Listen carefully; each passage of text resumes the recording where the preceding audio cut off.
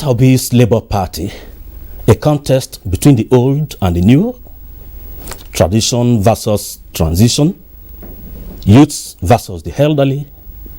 Peter Obi's coming to the ring has indeed raised many questions. Ken is also keen in ensuring that Peter Obi wins at the presidential poll.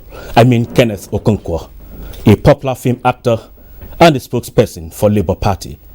He is my guest today, so stay back as we dissect the chances before Labour Party in the elections.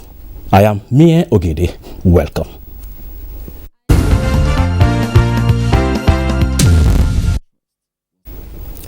APC presidential candidate Bola Tinubu has urged Akwa Ibom State electorate to use their decision-making power at the polls in his favor.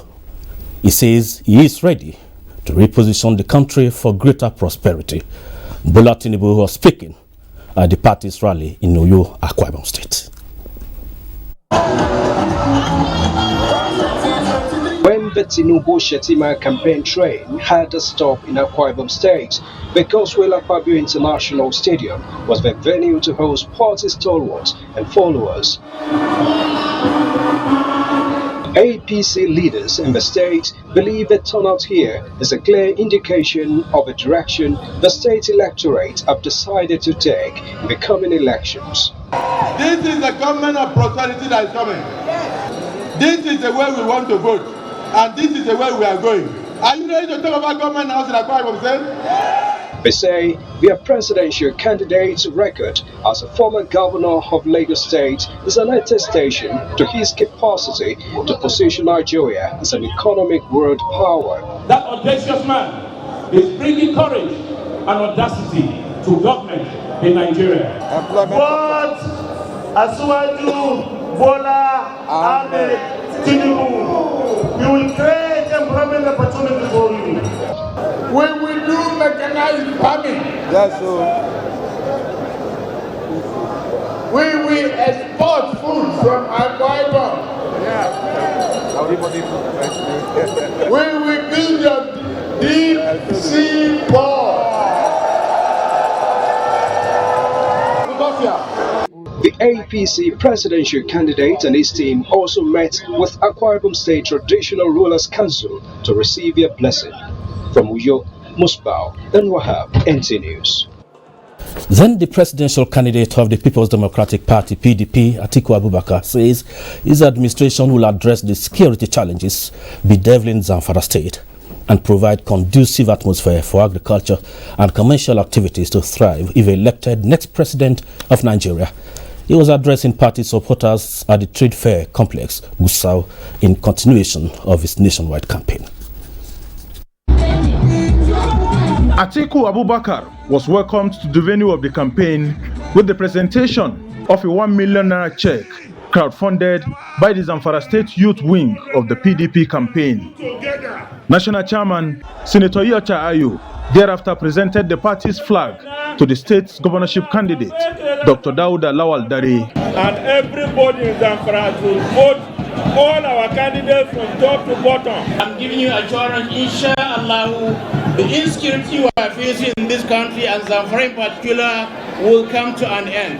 Atiku Abubakar told the people of Zamfara to give him the chance to steer the affairs of state with a firm promise that the rescue and recovery mission will harness Zamfara's vast arable land for massive agricultural output. We will work with the private sector to revive the railway network that connects Zamfara with other parts of the country so that commerce and trading can resume. Atiku will help our women, Atiku will help the youth and create jobs for us. That is his promise to give us a better life. The state's governorship candidate disclosed that with the support of a PDP federal government, he will establish an airport in Zamfara to enhance trade and other economic activities. From Gusau, Zamfara State, Onoto Yakubu, NTA News. Then the Labour Party presidential candidate Peter Obi was in Jigawa State to canvass for support in continuation of his nationwide campaign ahead of the forthcoming general elections. The Labour Party candidate says if elected, he will transform the nation's economy, improve security, job creation and agriculture. The presidential candidate of the Labour Party, Peter Obi, while in Dutse, the Jigawa state capital, met with leaders of various unions, stakeholders from different fields of endeavor, where he sought for their support and cooperation to ensure victory in the forthcoming elections. The presidential candidate assured that if elected, he will tackle the socio-economic challenges bedeviling the country. Nigeria where there will be job as we move Nigeria from consumption to poverty. Nigeria where there will be school. Nigeria there will be hope. Nigeria where your border will be open. That is Nigeria we are offering you. The presidential running mate, Dr. Baba Ahmed, National Party chairman and other stakeholders of the party expressed their happiness over the warm reception from people of the state and urged them to show similar commitment on the election day. For my greatest happiness today is that I believe that the people of Jigawa State is ready to take their destiny in their hands. Highlight of the event was presentation of the new Labour Party gubernatorial candidate in Jigawa State and other decampees that recently joined the party. Hawa Halera Haruna, NTA News.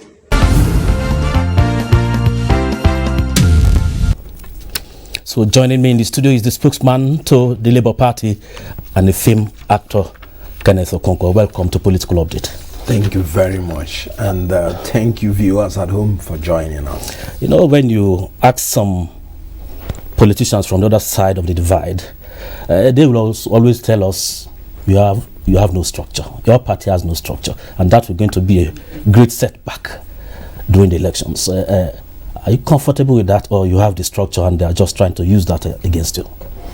Well, let us first of all acknowledge that our beloved country is now on a high-speed train racing to extreme misery, racing towards extreme poverty, racing towards extreme degradation and deprivation for the citizens, and of course, racing towards state collapse.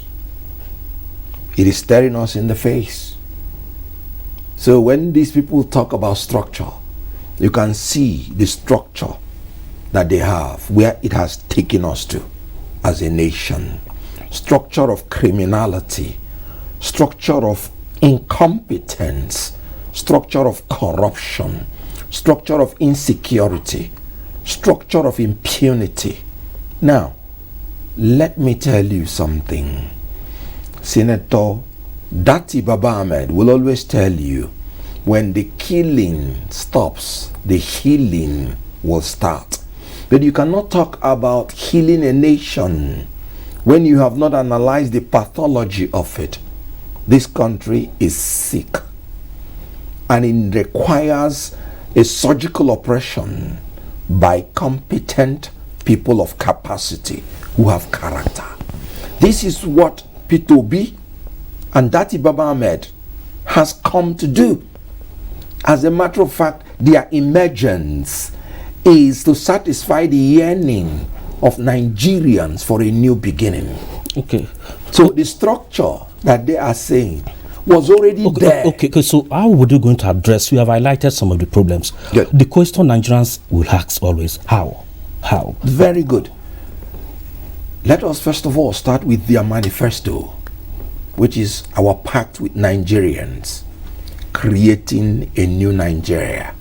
Let us start with their commitment to offer honest and competent leadership to deliver on their 7 priority areas, which is, of course, you may have heard, securing Nigeria by ending banditry, insurgency and terrorism, and uniting Nigeria by making sure that you're leaving nobody behind. Shifting emphasis from consumption to production through production-centered economy driven by agrarian revolution and export-oriented industrialization. Then you're talking about restructuring the polity through effective and institutional reforms to aggressively fight corruption, entrench rule of law, and ensure the establishment of honest and efficient civil service. So how would you achieve that? How? Good. Let me take the issue of security. Yeah. There are 7 areas. Then let me concentrate so that I will take you on A, B, C on how they will do it. Okay. 1, they will activate all the international cooperation and regional arrangements. Nigeria is a very unique country. The last country in West Africa and the beginning of the Central Africa. So you're dealing with 2 regional blocks. So you have to ensure that all the regional protocols, in order to secure our borders from these countries neighboring us, Republic of Benin, Niger, Chad, and then Cameroon in the Central African Republic. So they will reactivate and activate all of them. Secondly, they will increase the personnel of the armed forces, increase their number. As you can see, we are 200 million persons, and we are only manned by a police force that is about 300 and... But currently they're recruiting 10,000 yearly. I'm coming to that. They will increase the personnel, they will properly equip them, they will properly fund them, and they will deploy state-of-the-art technology. We are in a technological state. Then again, they will recreate community relations between the community and the security forces to build public trust and build national intelligence. That's human intelligence that will help the security forces to do their work. So you're talking about properly manned, properly equipped, and properly funded police force and the security agencies in order to carry their force. And one of your major areas your party is looking at is production from consumption to production. That is the main thing. And agriculture currently, even the government is embarking on agricultural revolution. So what different approach will you take to achieve that? First of all, when you are talking about shifting emphasis from consumption to production, you're talking about utilizing our huge investment in arable land, huge endowment. Look at us. We have 923,000 square meter of arable land. Only 2.5% has been cultivated. How do you do it? Mechanization. You mechanize. And when you mechanize, what do you do next? You increase access to finance to these farmers. Then you provide materials for them, like seedlings. Then you educate them. When you introduce new things, you educate the farmers so that they will move into the next technology. So what is the difference between this, your new approach, and that of the anchor borrower that is already on? Will you adopt a different approach? You're talking about social corruption scheme. When I'm talking about investment, do not punctuate me with the sad situation this government has put us in. You saw them displaying pyramids, purportedly rice, and you cannot buy the rice except you pay 40-something thousand naira per bag. That is pyramids of poverty. We are talking about investment. Investing in men, materials, and money. We are talking about transforming agriculture and making it technologically driven through the application of scientific and technological innovations to create digital economy. I want to tell you something.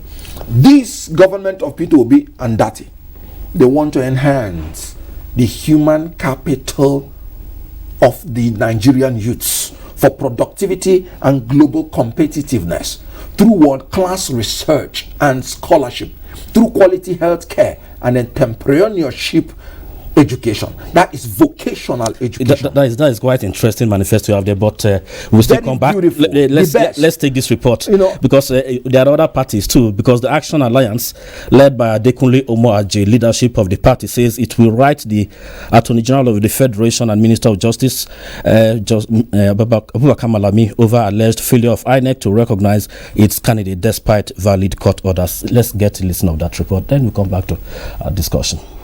Courts about 9 to 10 judgments are saying the same thing, that Kenneth Obidiche Udeze is not a member of this political party. You cannot put something on nothing. When courts, including 2 Court of Appeal judgments, said that Kenneth Obidiche Udeze is not a member, talk less of chairman of this political party. For God's sake, our candidates around, they were going on with their campaigning. We should continue to be praying for the president of Nigeria, Muhammadu Buhari, the way he was leading us, that he will lead us successfully, especially for him to sign this new electoral act. He has done a very wonderful thing. He has left a legacy that we will be remembering him.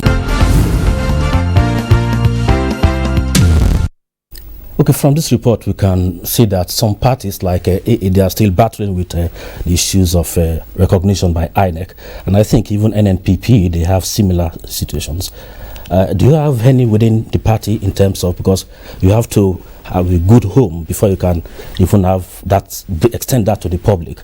So are you having internal party crisis, or if you don't, how do you manage them? Well, first of all, Labour has shown itself to be the most unified party, at least around the candidacy of Peter Obi. Nobody in Labour Party has ever said anything contrary to the fact that there is unanimity amongst the whole Nigerians that Obi should be the next president. And you see, the beauty of Obi's own case is that he's becoming a Nigerian phenomenon. Nigerians want a new thing. People from APC, PDP, people from all other parties, they are doing Obi at the presidential level. And you can take my word from it. Hausa, Igbo, Yoruba. When I was coming in today, some group people, some people met me on the road and they were shouting, "Say Obi fa, say Obi fa." I didn't even understand what it means. But because they are smiling, I now interpreted it that it's part of the movement towards enthroning a new Nigeria. Hausa man, but it seems you have a great setback in Jigawa State. The governorship candidate and entire House of State Assembly members defected to PDP. Is that a challenge to your party?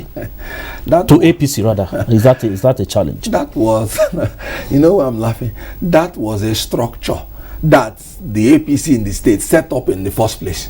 Immediately Obi went into Labour. It happened in some areas in the southeast too. Some of the governors rushed to take over the structure of Labour Party. So waiting at the appropriate time to tell them to move back to where they belong, so that there will be an appearance as if they are defecting to Labour.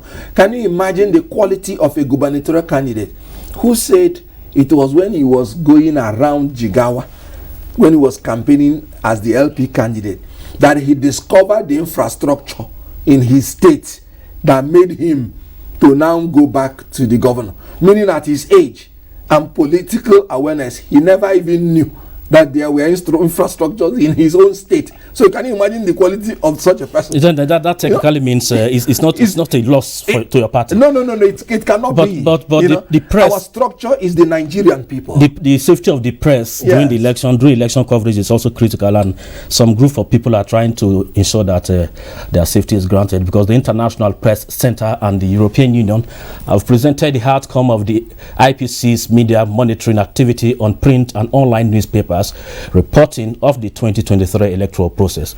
Executive Director of the International Press Center, Larry Arogondade, notes that safety of journalists on election duty is critical. Let's take a listen.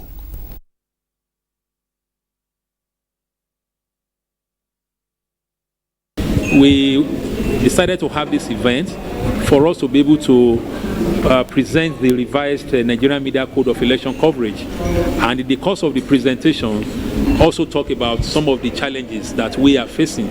Because one thing is for us to say that as journalists we must be ethical, we must be professional. Another thing is for the conducive environment to be provided for us. And that's why I talked about political parties and the government. They need to come together and ensure that we are protected as safety matters. Journalists get attacked while covering campaign activities. They get molested. Well, first, it presents state of the art on media reportage of elections in Nigeria. It also helps us to have practice direction on what we should do as journalists so that we can deepen democracy. Knowing that the media is a critical institution in elections, the others being the Nigerian police, the INEC,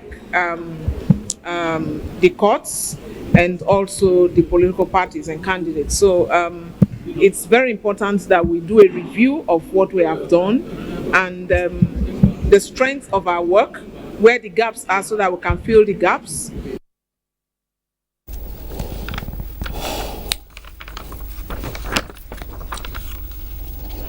Also, we are time. Time is never a friend, and people like you, politicians, even 3 hours might not be enough. So, your last lines.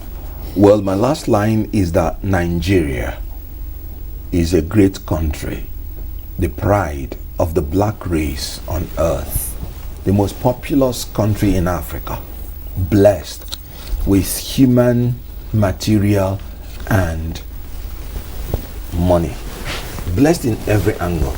But our problem is one thing: elite capture, incompetent and dishonest leadership. We have opportunity now in 2023 to make a new Nigeria.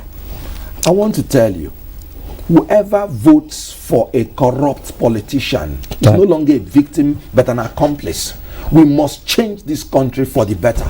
We must change these incompetent leaders and then vote for Peter Obi for a new beginning. Thank you very much, because if I allow you go on, you can go on till even 6 p.m.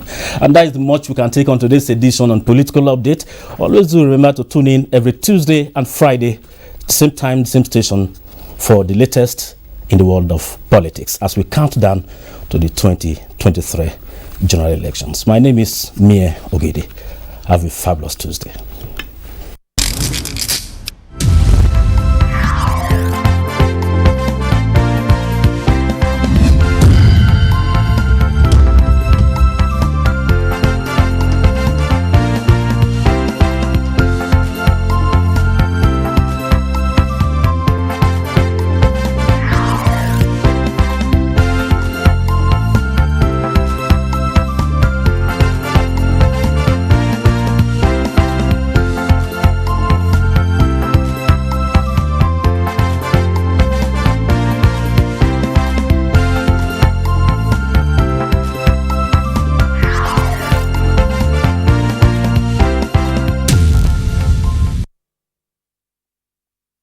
Social media as a channel of communication is